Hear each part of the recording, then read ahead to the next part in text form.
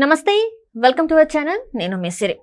విశాఖలో drugs case బయటపడినప్పటి నుంచి YCP senior నేత అంత చురుగ్గా కనిపించట్లేదు. ఎందుకు? సో ఈ అంశాన్ని మనకు వివరించడానికి మనతో పాటు ఉన్నారు ప్రముఖ senior journalist, political analyst C S Rao. నమస్కారం సార్. నమస్తే సార్, విశాఖలో డ్రగ్స్ కేసు బయటపడినప్పటి నుంచి ఏంటంటే ప్రముఖంగా అంటే సీనియర్ నేత, వైసీపీ సీనియర్ నేత అంటే చురుగ్గా కనిపించట్లేదు. ఎక్కడ కూడా మనకి అసలు ముందులా కనిపించట్లేదు. ఎందుకంటారు సార్? సో ఒకటి ఏంటంటే, ఇది యాదృచ్ఛికమా లేదంటే ఉద్దేశపూర్వకమా వ్యూహాత్మకంగా జరిగినటువంటి పరిణామమా అనేది మనం విశ్లేషించుకోవాలి. దీంట్లో విశాఖ డ్రగ్స్కి సంబంధించినటువంటి వ్యవహారం బయటకు వచ్చిన తర్వాత అక్కడ జరిగినటువంటి అడావుడి ఏంటి, లోకల్ పోలీసులు అక్కడికి వెళ్ళారు. లోకల్ పోలీసులు అక్కడికి వెళ్ళి ఆ ఇన్వెస్టిగేషన్ సిబిఐ చేస్తున్న దాన్ని అడ్డుకునేటువంటి ప్రయత్నం చేశారనేది తొలి రోజు బయటకు వచ్చినటువంటి న్యూస్.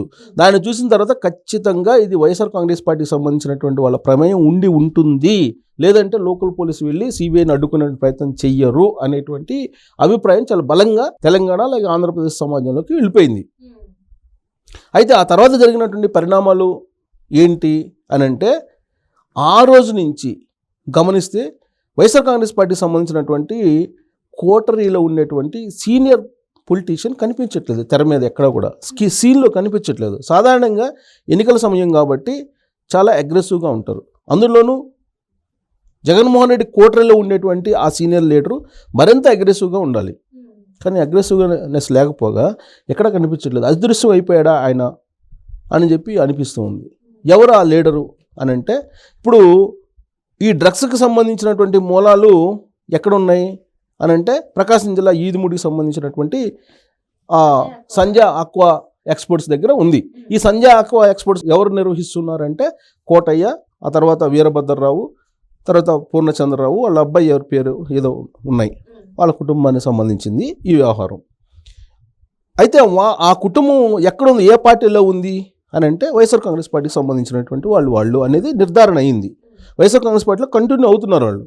తర్వాత ఈ సంజయ్ ఆక్వా ఎక్స్పోర్ట్స్ కంపెనీ అనేది వైఎస్ఆర్ కాంగ్రెస్ పార్టీకి సంబంధించినటువంటి వాళ్ళ లీడర్ల ఆధ్వర్యంలో నడుస్తుంది అనేది ఆల్మోస్ట్ బయటకు వచ్చేసింది. అయితే వాళ్ళ వెనక ఎవరున్నారు, వైఎస్ఆర్ కాంగ్రెస్ పార్టీలోకి వాళ్ళు రావడం వెనక ఎవరున్నారు అనేటువంటి ప్రశ్న వేసుకుంటే, ఆ పార్టీకి సంబంధించినటువంటి కీలకమైనటువంటి లీడర్ ఉన్నారు, తాడేపల్లిలో చక్రం తిప్పేటువంటి లీడర్ ఉన్నారు అనేటువంటిది వినిపించింది. కానీ ఆయన దాన్ని ఖండించడం కానీ లేదు, దాన్ని వివరించడానికి ప్రయత్నం కానీ చేయలేదు. ఆయన ఎక్కడ కనిపించట్లేదు. ఆయన ఈ మధ్యకాలంలో సైలెంట్గా ఉన్నాడు, మౌనంగా ఉన్నారు. ఇదంతా ఇలా ఉంటే ఆల్ ఆఫ్ సడన్గా తాడేపల్లి సీఎం కాంప్లెక్స్ దగ్గర కంటైనర్ కనపడింది. విశాఖ డ్రగ్స్ బయటపడిన 3వ రోజే కంటైనర్ కనపడింది. అసలు ఈ కంటైనర్ ఏంటి, ఆ విశాఖ డ్రగ్స్ వ్యవహారం ఏంటి, ఇది యాదృచ్ఛికమా లేదంటే పగడ్బందీగా వ్యూహాత్మకంగా తయారు చేసినటువంటి అంశమా? విశాఖ డ్రగ్స్ అనేది దాదాపు 25,000 కేజీల డ్రగ్స్ వ్యవహారం. అది కొన్ని వేల కోట్ల రూపాయలకు సంబంధించినటువంటి వ్యవహారం. ఇంటర్నేషనల్ క్రైమ్, ఇంటర్నేషనల్కి సంబంధించిన మాఫియాకి సంబంధించినటువంటి అంశం. ఇంత పెద్ద ఎత్తున డ్రగ్స్ దిగుమతి అవుతున్నాయి అని అంటే, ఖచ్చితంగా ఇంటర్నేషనల్ మాఫియాతోటి ఎవరో ఒకరు బలమైనటువంటి సంబంధాన్ని కలిగి ఉండాలి అనేటువంటిది వినిపించింది. ఆ సందర్భంగా అనేక మంది బ్రెజిల్తో సంబంధం ఉన్నటువంటి లీడర్ పేరు తీశారు. అలాగే బ్రెజిల్ అధ్యక్షుడికి ట్వీట్ చేసినటువంటి విజయసాయిరెడ్డి పేరు తీశారు. అసలు బ్రెజిల్ తోటి ఏం పని విజయసాయిరెడ్డికి అనేటువంటి పేరు తీశారు. కాబట్టి ఇంటర్నేషనల్ మాఫియాతోటి ఈ బ్రెజిల్ తోటి సంబంధం ఉన్నటువంటి వాళ్ళే ఏదో చేశారు. సో అక్కడ దిగుమతి అయింది డ్రగ్స్, ఇక్కడ కంటైనర్లో డబ్బులు బయటకు వచ్చాయి అనేది ఒక ఫోకస్ అయింది 1-2 రోజులు. ఆ తర్వాత సంజయ్ ఆక్వా ఎక్స్పోర్ట్స్ దగ్గర ఒక బస్సు ఉంది. ఆ బస్సులో ఫైల్స్ ఉన్నాయి, ఆ ఫైల్స్ పక్కనే బాక్సులు ఉన్నాయి, ఇవన్నీ చెప్పారు. అసలు 2 రోజుల నుంచి అక్కడ ఎందుకు ఉంది అనేది.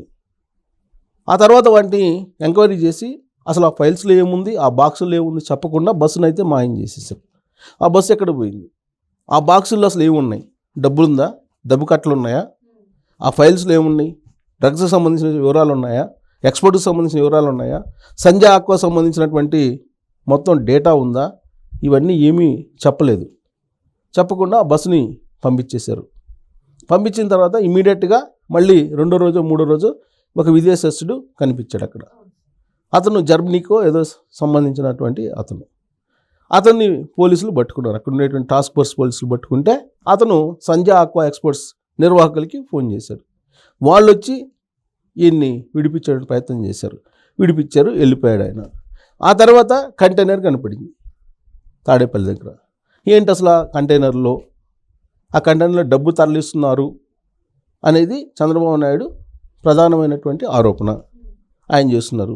ఖచ్చితంగా ఆ కంటైనర్ నుంచి డబ్బు తరలించి నియోజకవర్గాలకి పంపించేశారు. నియోజకవర్గాల్లో డంప్ చేసేశారు కంటైనర్ల ద్వారా డబ్బులు. విశాఖలో సంబంధించిన డ్రగ్స్ దిగుమతి చేసుకున్నారు. దానికి సంబంధించి మొత్తం డబ్బు వచ్చేసింది. దాని కంటైనర్లలో ఎలక్షన్ కోసం నియోజకవర్గాలకు పంపించారు అనేది చంద్రబాబు నాయుడు చేసేటువంటి ప్రధానమైనటువంటి ఆరోపణ. సో ఇదంతా జరుగుతున్న పరిస్థితుల్లో ఒక కీలకమైనటువంటి లీడరు ఏమాత్రం స్పందించాలి దీని మీద. అసలు ఆయన ఎక్కడున్నాడో కూడా తెలియట్లా.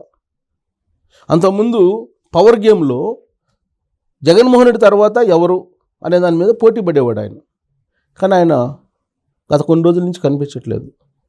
పని ఆషామాష లీడరా అని అంటే తాడేపల్లిలో చక్రం తిప్పేటువంటి లీడర్లు ఆయన ఒకళ్ళు. ప్లస్ ఆయన ఈ సంజయ్ ఆక్వా ఎక్స్పోర్ట్స్కి సంబంధించి ఇండైరెక్ట్గా ఎంతో కొంత సంబంధాలు ఉన్నటువంటి లీడర్ ఆయన. బట్ ఆయన కనిపించట్లేదు. తర్వాత కంటైనర్ల వ్యవహారం ఏంటి? ఆ కంటైనర్ అసలు ఎడిపోయింది. ఆ కంటైనర్లతోటి వెళ్ళిపోయాడా? కంటైనర్ని తీసుకొని వెళ్ళిపోయాడా? అసలు ఆ కంటైనర్ ఎటు వెళ్ళింది? తాడేపల్లికి వచ్చింది బాగానే ఉంది, ఫోటోలు తీశారు, అవన్నీ పెట్టారు. తాడేపల్లి నుంచి ఎటు వెళ్ళింది ఆ కంటైనర్? ఏం వేసుకుని వెళ్ళింది అనేది ఎవరైనా చెప్పారా? చెప్పలా. ఇవన్నీ అనుమానాలే. కంటైనర్ అనగానే ఇమీడియట్గా గుర్తొచ్చింది డబ్బు కట్టలు. ఈ కంటైనర్ డబ్బు కట్టలు అనేటువంటి వ్యవహారం ఎప్పుడు బయటకు వచ్చింది? దాదాపు 3 నెలల క్రితం, 2-3 నెలల క్రితం ఇడుపులపాయ నుంచి 30 కంటైనర్లు వెళ్తున్నాయి.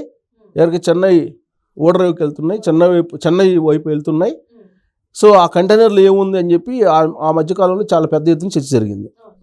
ఆ కంటైనర్లో ఏమి లేదు, డిఫెన్స్కి సంబంధించిన వస్తువులు ఉన్నాయని చెప్పి పోలీసులు చెప్పారు. సరే మీరు చెప్పారు కదా, మాకు చూపించండి అంటే కొన్నోనో అవి డిఫెన్స్కి సంబంధించినటువంటి పరికరాలు, ఎక్విప్మెంట్స్, అవి మీకు చూపించడానికి లేదు, అది కాన్స్పిరసీ, అంటే రహస్యంగా ఉంచాల్సినటువంటి వ్యవహారం, కాబట్టి మీకు చూపించాల్సిన అవసరం లేదు, మేము చెప్తున్నాం కదా మీరు వినండి. ఈ డిఫెన్స్కి సంబంధించినటువంటి ఎక్విప్మెంట్స్, గన్స్ అవి ఉన్నాయని చెప్పారు వాళ్ళు. సరే అంతటితో సమసిపోయింది. ఆ తర్వాత సోషల్ మీడియా మాత్రం నమ్మలా. సోషల్ మీడియా ఏం చేసింది? అసలు ఆ కంటైనర్ లేటెల్ని ఆ కంటైనర్లు తీసుకెళ్తున్నప్పుడు జర్నలిస్టులని ఎందుకు అక్కడ లేకుండా చేశారు, విజువల్స్ ఎందుకు చూపించకుండా చేశారు, మళ్ళీ తర్వాత కంటైనర్లు వెళ్తున్నటువంటి రోడ్లో వెళ్తే ఒక అరగంటకే ఎందుకు కనపడకుండా పోయినాయి, అవి ఎటు పోయినాయి, అవి ఇట్లాంటి రకరకాల ఆరోపణలతోటి సోషల్ మీడియాలో బాగా న్యూస్ స్ప్రెడ్ అయిపోయింది. అసలు ఆ కంటైనర్లో డబ్బు ఉంది అని నమ్మేటువంటి వాళ్ళ సంఖ్య పెరిగిపోయింది. లేదు అని చెప్పి పోలీసులు చెప్పారు. పోలీసులు చెప్పిన తర్వాత నిజమే, అదేదో డిఫెన్స్ సంబంధించిన వ్యవహారం అయింది, అసలు ఇన్ని కంటైనర్లు డబ్బు తరలించడం అవకాశం ఉందా? ఛాన్సే లేదు, కాబట్టి ఇదంతా తూచి ఇది డబ్బు లేదు ఏం లేదని చెప్పి నమ్మారు. ఆ తర్వాత కంటైనర్లో డబ్బు అనేది నమ్మనేటువంటి పరిస్థితికి వచ్చిన తర్వాత తాడేపల్లిలో ప్రత్యక్షంగా అది కనపడింది కంటైనర్. దాంతో చంద్రబాబు నాయుడు కంటైనర్లో డబ్బు తరలిస్తున్నారు, ఆ డబ్బుని నియోజకవర్గాలకు పంపిస్తున్నారు అనేది చెప్తున్నారు. దీంతో అప్పుడు కనిపించినటువంటి కంటైనర్లో కూడా డబ్బే ఉండి అనేటువంటి అనుమానాలకి బలం చేకూరింది. సో ఇదంతా జరుగుతున్నప్పుడు ఈ మొత్తం వ్యవహారం చూస్తే విశాఖ డ్రగ్స్ వ్యవహారం, ఆ తర్వాత జరిగిన పరిణామాలు, ఇవన్నీ కనుక చూస్తూ ఉంటే వీటన్నిటి మీద స్పష్టత ఇవ్వాల్సినటువంటి లీడరు, స్పష్టత ఇవ్వడానికి ముందుకు వచ్చేటువంటి లీడరు, గతంలో అనేక అంశాల మీద స్పష్టత ఇచ్చిన లీడరు కనిపించట్లా ఈ మధ్యకాలంలో. అసలు ఎందుకు కనిపించట్లేదు?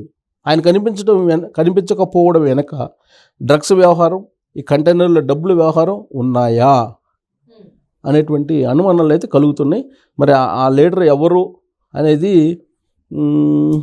కొన్ని హింట్స్ ఇస్తాను, ఆ హింట్స్ని బట్టి మీరు కనుక్కోవచ్చు. సో కొన్ని హింట్స్ ఏంటంటే, ఆల్రెడీ చెప్పాను, తాడేపల్లిలో చాలా కీలకమైనటువంటి లీడరు, జగన్మోహన్ రెడ్డికి అత్యంత సన్నిహితంగా ఉంటారు, ఎంతో కొంచెం రిలేషన్ అయితే ఉంది. ఆయన ఆ మధ్యకాలంలో కొంత కోస్తా జిల్లాల్లో ఉండేటువంటి ఒక జిల్లాలో పోటీ చేయాలనుకున్నాడు, కుదరలేదు. ఆయన సమీప బంధువుతోటి గొడవలు వచ్చాయి. గొడవలు పడి ఆయన సాధించుకోలేకపోయారు. దాంతో ఒక నామినేటెడ్ పదవి ద్వారా ఢిల్లీకి వెళ్ళారు. అంత మాత్రం చెప్తాను కీ. సో దాంతో మీరు ఎక్స్పెక్ట్ చేయొచ్చు. Right sir, right. Thank you so much sir. Thank you.